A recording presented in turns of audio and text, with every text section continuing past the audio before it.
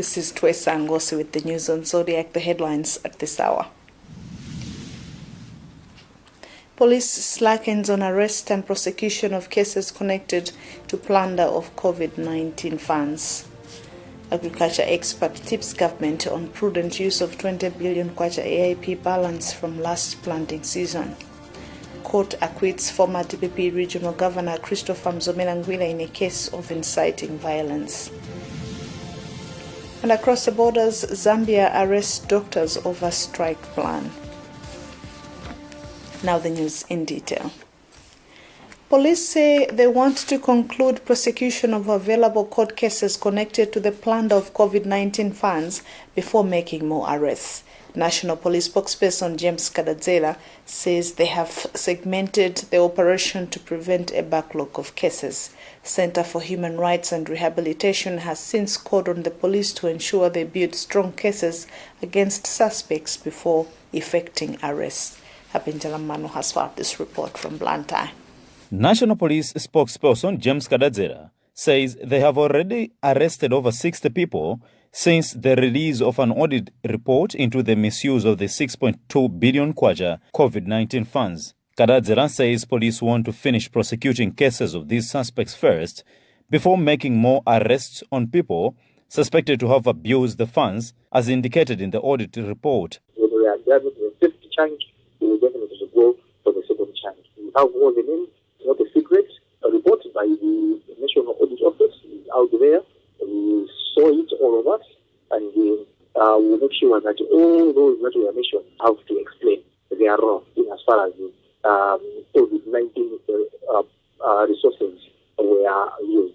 Meanwhile, Executive Director of the Center for Human Rights and Rehabilitation, Michael Kayata, has urged the law enforcers to do thorough investigations and gather strong evidence on these cases. It also be important to ensure that the investigations are done, in a professional manner, so that, we can come up with, evidence that can stand in court. Because if the investigations are weak, then it means the cases will also be weak, and Malawians are not going to see, the benefits of that. President Lazarus Chakwera assured the nation that no person shall be spared in safeguarding the public money. Government says is waiting for a decision from its negotiating team on the future of discussions with Teachers Union of Malawi TUM over COVID-19 allowance standoff. Director of Administration in the Ministry of Education, James Manyetera, says the matter was referred to the negotiating team to engage the Civil Servants Trade Union in a dialogue. Manyetela was responding to how government intends to address challenges facing the teaching profession at the start of a two-day teacher policy conference in Lilongwe. Details in this report by Chimamwe Badata. The teachers are citing concerns lack of a clear policy direction has over time led to prolonged promotions within the teaching profession. This is among challenges teachers say they are facing. Here's one of the teachers who shares her concerns.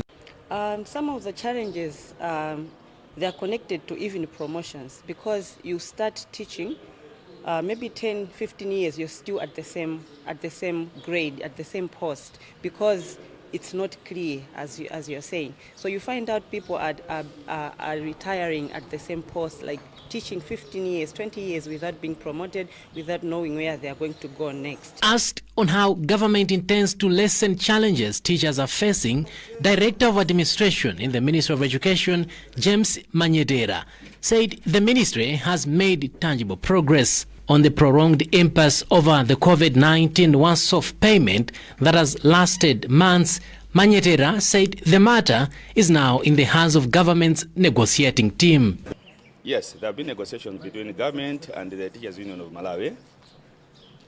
Teachers are civil servants, but they have been assigned to the Ministry of Education.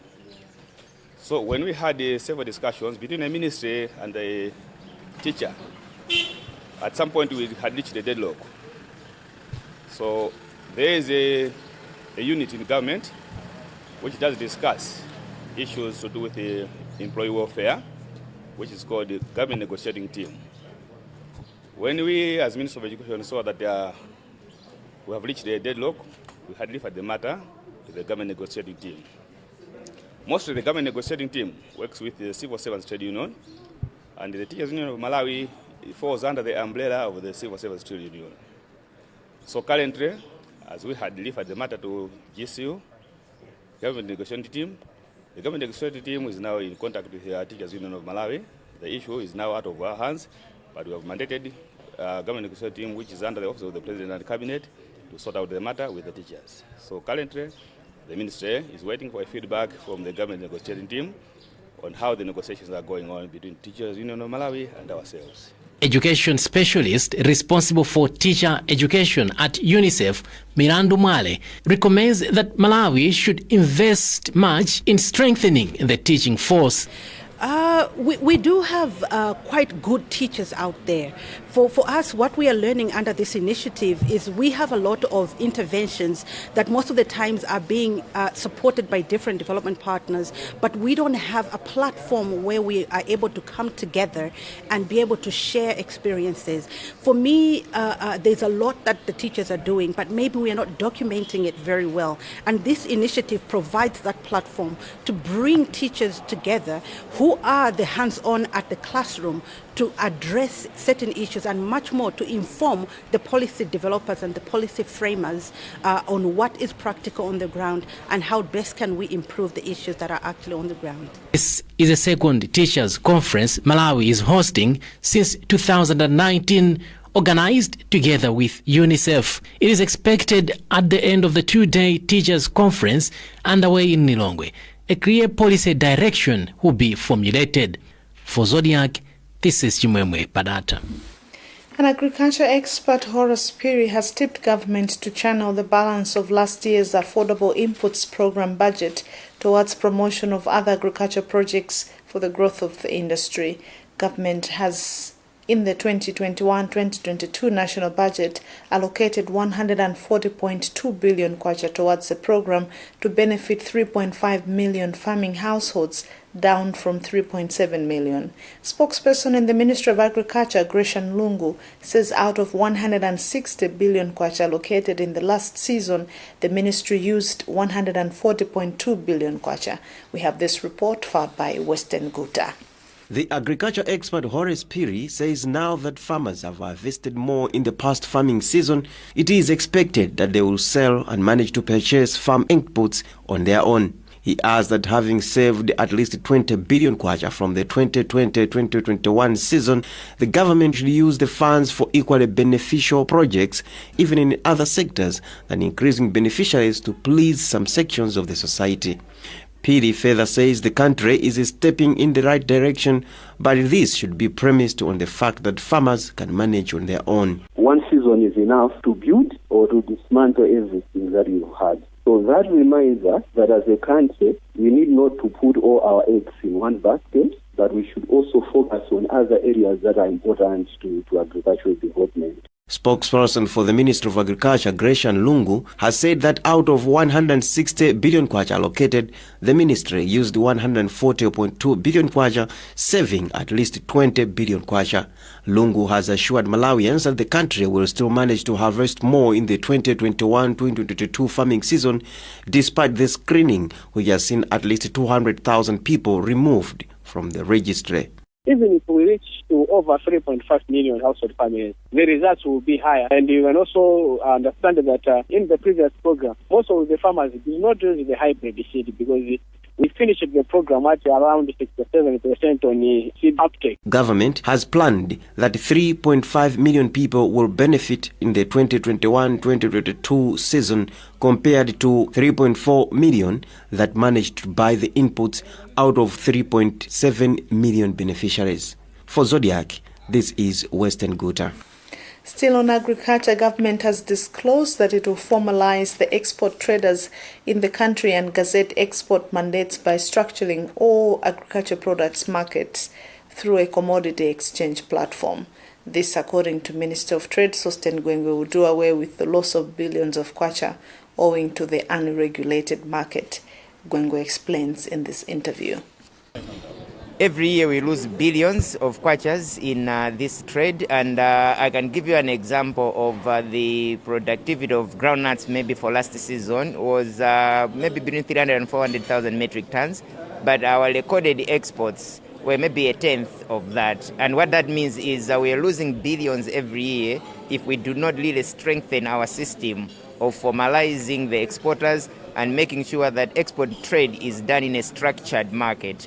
Just like the tobacco has been trading on the platform, and it has really worked for us. What we believe is that if we actually organize some structured markets for more crops other than tobacco and tea and maybe coffee, but we also look at the legumes and trade them on a platform, I believe that the benefits will be enormous, and that will be the game changer in this sector if we move on with structured markets. Therefore, we've actually been able to do the warehousing bill, but we're also gazetting the export mandates where exporting agricultural products will be done via the commodity exchanges on a platform. That way we'll be able to track export proceeds repatriations, and this country is going to benefit better than the way we have done before. Meanwhile, Agriculture Commercialization National Project Coordinator Dr. Ted Nankuma says through the AgriCom project, government will strengthen farmers' capacity on quality and quantity to meet export demands. Nankuma explains. And we are financing the how to do it. So that's why we are investing in the capital equipment or capital investment so that the farmer is able to produce at a higher level. We are stepping up, productivity. But we are funding or supporting the equipment, also the machinery that is required. So if farmers are organized and they have, land that is consolidated, they can even procure tractors. We have seen some cooperative, procuring tractors, wanting to procure tractors. We are also working on the storage aspects. So we are providing, for example, funding for warehouse to improve on the storage and reduce, storage losses or post-harvest losses. So we are doing a lot. We are working closely with Malawi Bureau of Standards to work on the quality so that our products are competitive on the world market. So these are things that will change the picture of our farmer. And we want more youth to be involved. As you put it, it's not only a hoe, they can go for machinery. We are able to support their initiative and they are liking that would make agriculture attractive. So that's what we are doing as AgriCom.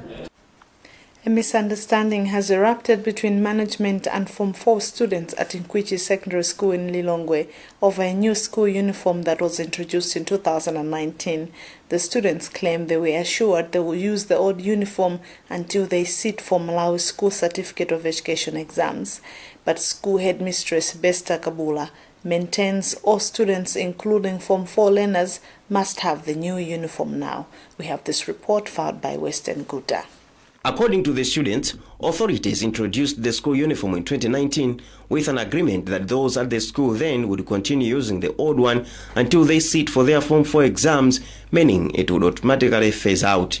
But some Form 4s that were in Form 2 then alleged that authorities have ambushed them by sending them back home at the time they are also supposed to pay school fees since the second term has just commenced. It will affect us very much because we were not able to attend our classes. Like, as of now, we are in Form 4, we're remaining with 4 months, so this is not fair to us to be sent away from school. Like, we don't have the school uniform. However, while taking us to the Form 4 class, the school's head teacher, Besta Kabula, has refuted that the students were sent back home, saying they deal with parents on such issues.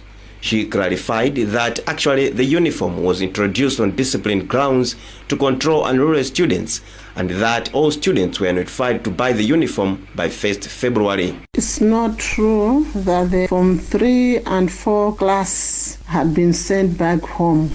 The uniform was introduced to improve on student discipline. You have observed that the students who have the old school uniform are still in class, making it clear that they were not sent back home.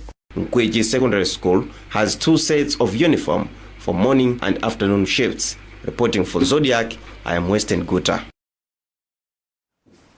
A guardian shelter at Mulanje District Hospital has been infested with bedbugs, causing sleepless nights to the guardians.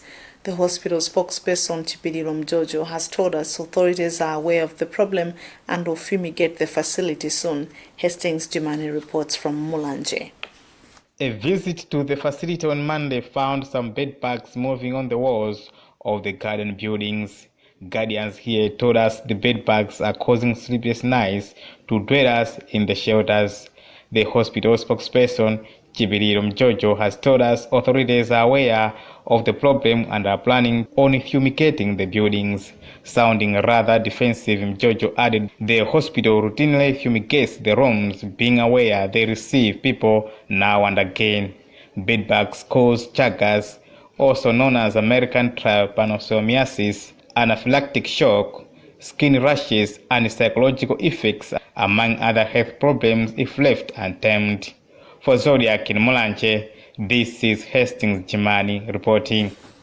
You're watching the news here on Zodiac. We'll be back with more after this.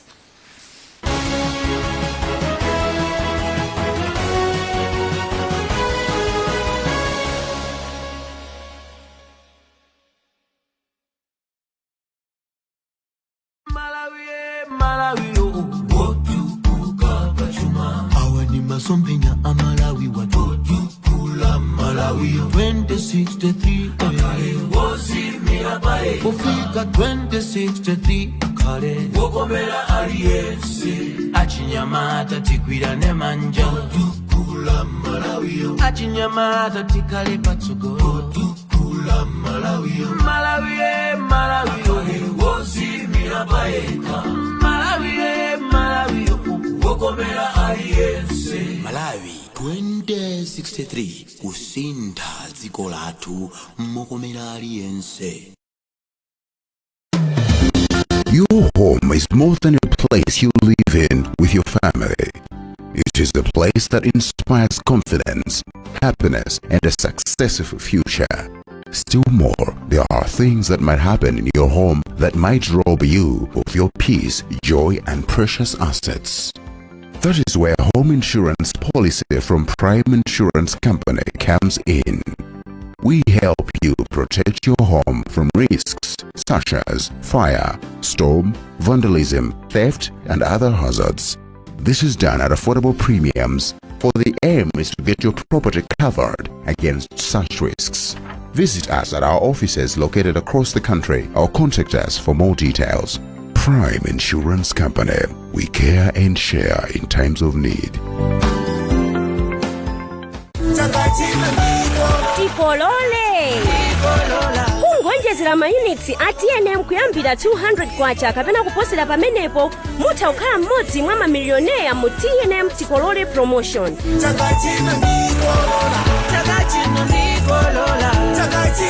Koma mukaonjezera mayunits ndi 100 kwacha kapena kuposerapo mudzilandira mabonus oyimbira foni, SMS kapena data pompo. TNM, always with you.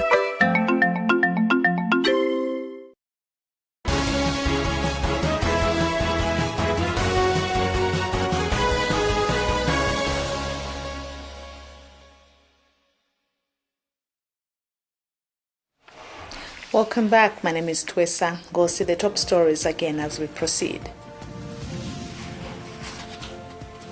Police defense slow down on arrest and prosecution of cases connected to plunder of COVID-19 funds.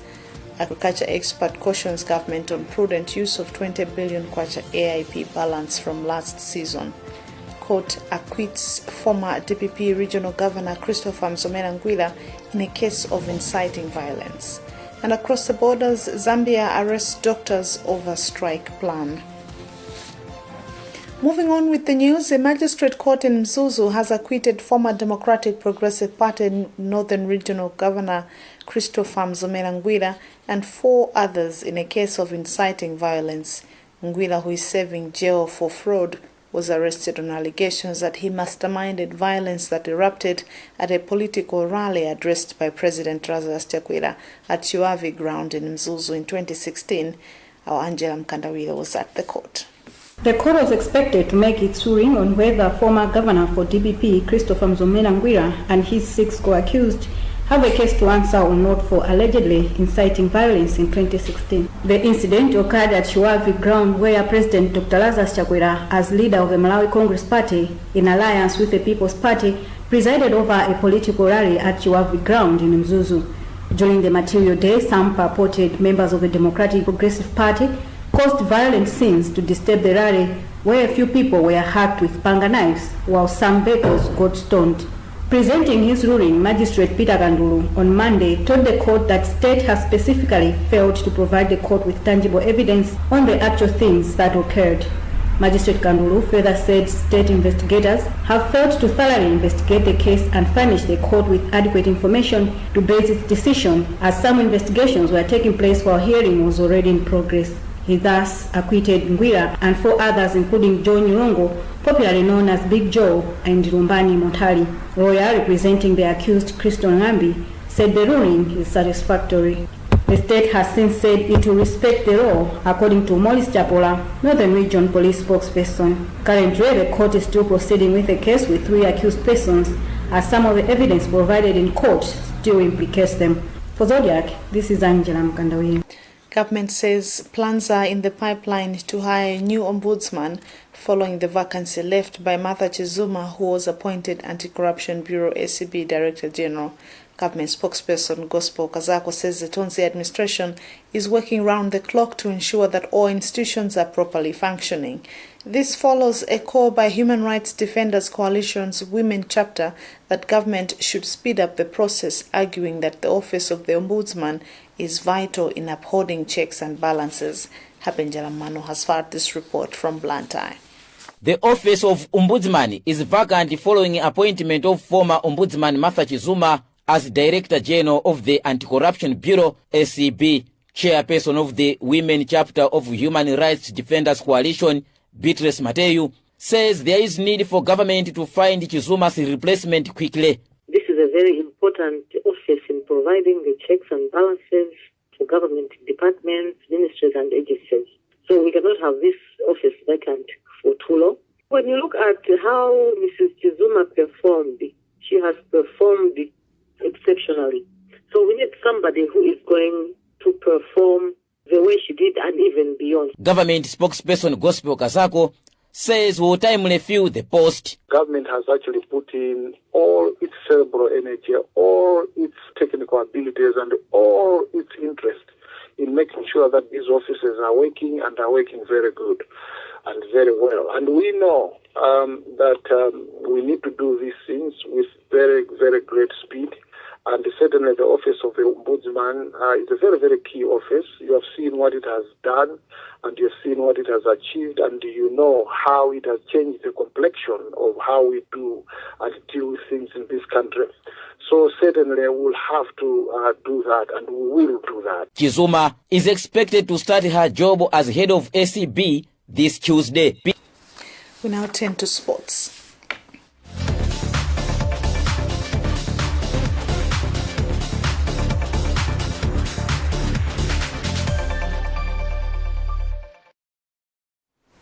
The Malawi Paralympics Committee says it has a shortfall of about 5 million kwacha to send 2 local athletes who have qualified for the delayed 2020 Tokyo Paralympics scheduled for July. The committee's General Secretary James Galanje told us that the players Tuaonele Banda and Alinafe Pua need to start camping for the tournament soon, but they are limited in resources which can affect their performances. This is the first time for Malawi to send 2 athletes to Paralympics Games since its establishment. Brett Kanyama has more in this report. 2 local athletes have qualified for the delayed 2020 Tokyo Paralympics, having reached the minimum requirements. Jaonere Banda qualified in the women's section for the 400 meters and 1,500 meters marathon, whereas Alinafe Pua has also qualified for the same running distances in the men's category. Malawi Paralympics Committee General Secretary Joseph Galanje told us that their qualification is good for the country, but they still have a shortfall of about 5 million kwacha for them to prepare and send the athletes to the international showpiece. Galanje has, however, said the 2020 Paralympics organizers will cover all other expenses, but what is remaining is for the local camping. The most important part is the training, which is supposed to have a good and enough training. And we have asked them to do on their own, but soon we need to have a camp so that the coaches should do polish here and there and we need money for that training. Currently, we are paying at 4.5 million for the internal training arrangements. This is for the first time for Malawi to send 2 athletes to Paralympics, though Taonele Banda qualified for the 2016 edition.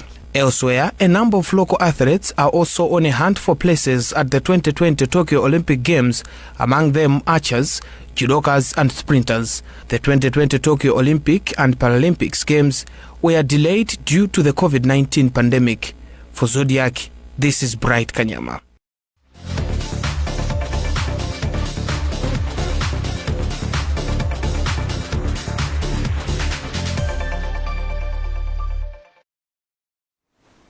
And finally, across the borders, police in Zambia have started arresting members of the Resident Doctors Association after their leaders announced a strike on Friday.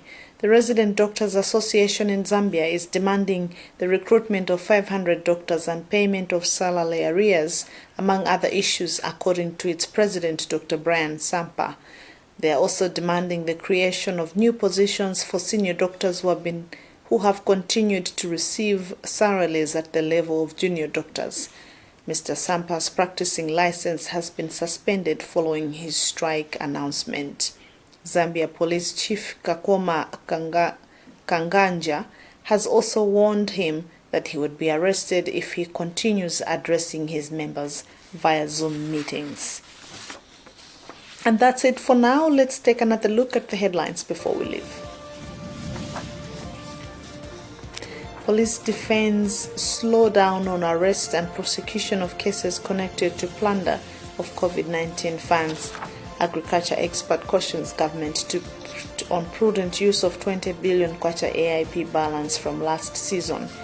Court acquits former DPP Regional Governor Christopher Mzomela in a case of inciting violence. And finally, across the borders, Zambia arrests doctors over strike plan. Visit our website, zodiacmalawi.com, for more news. My name is Twesa Ngosi. From the rest of the news crew, it's thanks for watching and bye for now.